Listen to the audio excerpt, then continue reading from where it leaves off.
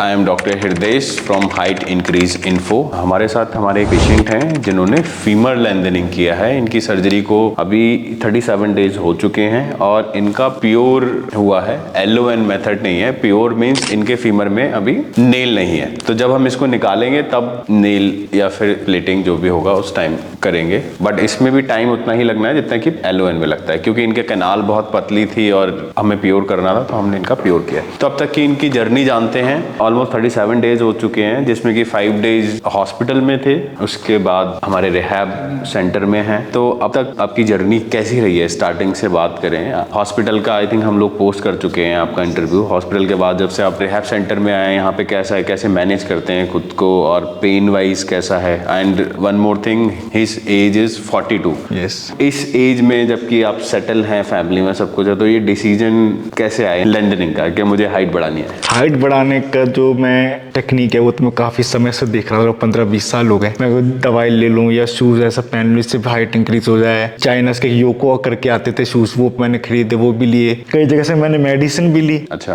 और फिर मैं एक्सरसाइज रेगुलर करता था, मैं इससे बढ़ जाए, साइकिलिंग करी उससे बढ़ जाए, और कभी कुछ हुआ ही नहीं। फिर सर्च तुम करते रहते थे यूट्यूब वगैरह पे, तो जैसे वो लिम्ब लेंथनिंग का आया, फिर हाइट इंक्रीज इन्फो के आए यूट्यूब पे काफ़ी सारे वीडियोस। तो मैं उनको देखता रहा काफ़ी टाइम। तो मैंने देखे, लगभग 1-1.5 साल देखे। मैं प्योरिटी और उसकी जेन्युइनिटी देखने के लिए कि मैं क्या है, सही तो है, ऐसा नकली तो नहीं है, मैं देखता रहा। मैंने कई वीडियोस देखे। तो मैंने फिर अक्टूबर 22 में यहाँ पे कॉल करा था। उसके बाद मैं यहाँ पर आकर मिला भी, मैंने देखा क्या है क्या नहीं। इन्होंने समझाया ऐसे ऐसे तरीका है लिम्ब लेंथनिंग का। जब आप फर्स्ट टाइम आए थे तो मुझे भी नहीं लगा था कि आप कराएंगे। ऐसा लगा सिर्फ एक बार देखने ही आते हैं। मैं सिर्फ देखने आया था, मतलब कोई जेन्युइन चीज है या कि ऐसे मतलब लोगों को आजकल धोखा बहुत देते हैं ना पैसों के चक्कर में, मतलब ऐसा ना हो। फिर मैं चलो उसके बाद ही मैंने कई वीडियोस देखे। मैं चलो कई पेशेंट से मिला, तब मैं मिलके भी गया था, मुझे लगा ठीक है। फिर उसके बाद मैंने काफी वेट करा। एक तो मुझे लगा क्योंकि टाइम 4 महीने बहुत ज्यादा थे उस समय, कि 4 महीने में कैसे दे पाऊंगा फैमिली को छोड़ के। फिर दूसरा फाइनेंशियल प्रॉब्लम था। तो फिर मैंने सोचा चलो कराना है। रोज दिमाग में रातों को रहता था कराना है। तो वाइफ भी कहती थी क्या सोचते रहते हो, कराना है तो करा लो। तो फिर मैंने सोचा चलो करा लेते हैं। फिर थोड़ा टाइम निकाला ऑफिस से, कुछ अर्जेंट काम करने के बाद चलो ये ले लेते हैं, इसमें छुट्टी ले सकते हैं। तो ऐसा क्या था माइंड में कि हाइट करानी है? मतलब कुछ प्रोफेशनल रीजन था, पर्सनल था? नहीं, प्रोफेशनल तो नहीं था। एक तो जैसे मेरी हाइट, मेरी वाइफ के बारे उनको तो कोई प्रॉब्लम नहीं है। स्टार्टिंग हाइट क्या थी आपकी? मेरी 151 सेंटीमीटर, जो मतलब लड़कियों की भी शायद इतनी ही रहती है। तो एक बार जैसे मैं अपने बच्चे और बीवी के साथ शॉपिंग पे गया था नए साल पे 31 दिसंबर को। ये मैं बता रहा हूँ खास कारण। तो जैसे मुझे शूज लेने थे, अपने स्पोर्ट्स शूज लेने थे, मैं स्पोर्ट्स शूज देख रहा था। How old is he? कितने साल की? 4 years old। 4 साल। तो उसने बोला पापा आप स्मॉल शूज लो, आपका स्मॉल शूज आएंगे, बिग शूज है ना ये आपके नहीं आएंगे। अच्छा। उससे मुझे कितना फील हुआ ना, आंखों में आंसू थे अंदर। ओके। तो बस फिर मैंने सोचा चलो करते हैं। फिर उसके बाद 15-20 दिन लग गए सोचने में। फिर वाइफ ने वही सोचा, बोला कि क्या सोचते रहते हो, करानी है तो करा लो, पैसे की प्रॉब्लम होगी तो लोन ले लेंगे, प्लॉट बेच देंगे, आप करा लो। मतलब जो माइंड में है उसको। हाँ, रोज सोचने से क्या फायदा, टेंशन हो जाएगी। इसलिए फिर मैंने डिसीजन लिया। फिर मैं आया यहाँ पर 1 फरवरी को आया था। तब मेरा कुछ शुगर का ही प्रॉब्लम था। हाँ, माइल्ड शुगर इनकी थोड़ी सी हाई थी जब ये आए थे। तब हमने आई थिंक ये सर्जरी के लिए आया था। मैं सामान लेकर आया था सब कुछ। तो उस टाइम हमने इनको रिफ्यूज कर दिया सर्जरी करने से, कि जब तक आपका शुगर लेवल ठीक नहीं होता। कंसल्ट करवा दिया था जनरल फिजिशियन से। जैसे ही बेटर हुआ देन आई थिंक 15 डेज। हाँ, 15 दिन बाद मैं आ गया था यहाँ पे। 1 तारीख को मैंने दवाई शुरू करी थी और फिर मैं 21 तारीख को यहाँ गया था। मेरा शुगर ठीक था और 22 को फिर मेरा सर्जरी हो गया। हाँ, क्योंकि इनके सारे इन्वेस्टिगेशन और सब कुछ हो चुका था। सर्जरी के बाद पेन वाइज जैसे हॉस्पिटल में तो हम सारा डाल चुके हैं। अमित जी के नाम से इनका है ऑलरेडी प्रीवियस इंटरव्यू। तो यहाँ रिहैब सेंटर में शिफ्ट होने के बाद अब तक कैसा है आपका? पहले जब मैं पहले दिन आया तो मैंने सोचा मैं कैसे यहाँ पे रहूँगा, कैसे वॉशरूम जाऊँगा, कैसे करूँ। तो मैं बहुत दिन, 1-2 दिन तो ऐसे सोचा कैसे जाऊँगा। मैं सब लोग जा रहा तो मुझे भी जाना ही पड़ेगा, इसको प्रेशर हो जाता है, रोक नहीं सकते। फिर मैं कैसे न कैसे केयर टेकर के साथ गया। मैंने हाँ चलो ये तरीका तो ठीक है। उसके बाद जो केयर टेकर हैं, अपने फिजियो हैं, सब बढ़िया हैं। तो जो भी प्रॉब्लम होती है आपको सॉल्व करते हैं, चाहे दर्द का हो कि कहीं पेन हो रहा है या फिर प्रॉब्लम है किसी कहीं पर भी, तो सॉल्व करते हैं। केयर टेकर अपने फिजियो डॉक्टर हैं, सारी सर सब, मतलब प्रॉब्लम कुछ नहीं होती है रिहैब में यहाँ पर, क्योंकि वो घर पर टेक केयर करना बहुत मुश्किल है फैमिली के लिए। अच्छा, घर में और यहाँ डिफरेंस करें तो लोग बोलते हैं कि हम घर पे कर सकते हैं, तो आपके अकॉर्डिंग हो सकता है? घर में तो पॉसिबल ही नहीं है 1% भी, क्योंकि मेरी वाइफ बहुत केयरिंग है, मेरी बहुत केयर करते हैं, मैं जितना कहूँगा उतना कर भी लेगी, मगर उसको इतना काम करने कराकर फिर घर का भी काम कराना, ये तो उस पर अत्याचार है ना, और फिर पूरा ढंग से कर भी नहीं पाएगी वो, क्योंकि वो अपने जो नेल्स को क्लीन करना, पट्टी करना, पेन किलर देना, दवाई देना,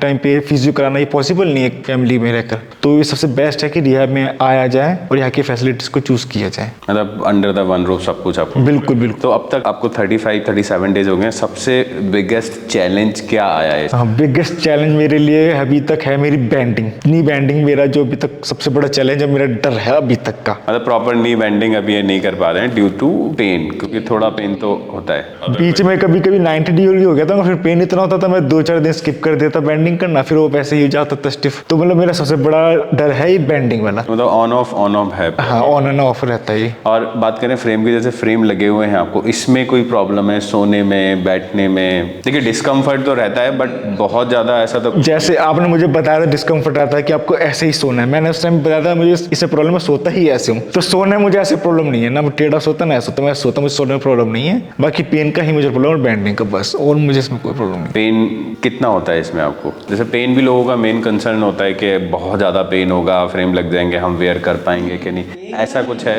पेन इतना नहीं होता है, जैसे अब जैसे मैं भी बैठा हूँ और मुझे लेटना है, तो मैं अगर लेटूंगा अपने आप को, मैं ड्रैग करूंगा डाउन, मतलब नीचे खिसकाएंगे, ड्रैग करूंगा तो मेरे पिन खींचेंगे तो तब दर्द होता है, उस दर्द को फिर पेन किलर से थोड़ा कम करा जा सकता है, रिमूव भी किया जा सकता है, बॉडी टू बॉडी डिपेंड करता है, मेरा थोड़ा लेट रिमूव होता है पेन। अच्छा, जैसे यहाँ रिहैब सेंटर में है, यहाँ टाइम कैसे गुजरता है? जैसे लोग बोलते हैं कि मेरे 3 महीने कैसे निकलेंगे यहाँ पे, फर्स्ट ये भी एक माइंड में एक फियर रहता है कि 3 महीने तक मैं यहाँ करूंगा क्या? हाँ बिल्कुल, सबसे बड़ी बात तो जैसे आप सुबह उठते हैं 9 बजे या मतलब 8 बजे भी उठते हैं, इसका टाइम का एक बड़ा शेड्यूल है कि जब से आप ऐसे नाश्ता करते हैं, फिर 1 घंटे बाद आपका फिजियो होता है 10-10:30 बजे, फिर थोड़ी देर बाद उसका आपका लंच आता है, फिर हमारे जो मसल स्टिमुलेटर की मशीन लगाई जाती है जो मसल्स को स्टिमुलेट करती है वो आता है, फिर एक फिजियो फिर होता है, मतलब पूरा दिन भर तो इस कार्यकलाप में बीत जाता है, मतलब पता नहीं चलता टाइम आपका कहाँ गया। बाकी अगर थोड़ा बहुत टाइम होता है अपना वीडियो मोबाइल वगैरह देख लो या ऑफिस में कुछ काम है तो आप कर सकते हैं, मगर ये इतना टाइट शेड्यूल से मुझे लगता है ना कि मेरा तो टाइम पास ऐसे हो जाता है, वो वेट करते करते, फिर आपको लेंथनिंग करनी है 4 टाइम, तो उसका भी आपको ध्यान रखना कि 4 से 5 घंटे में लेंथनिंग करनी है, तो उस टाइम का वेट करते करते, फिजियो का वेट करते, स्टिमुलेटर का वेट करते, लंच का,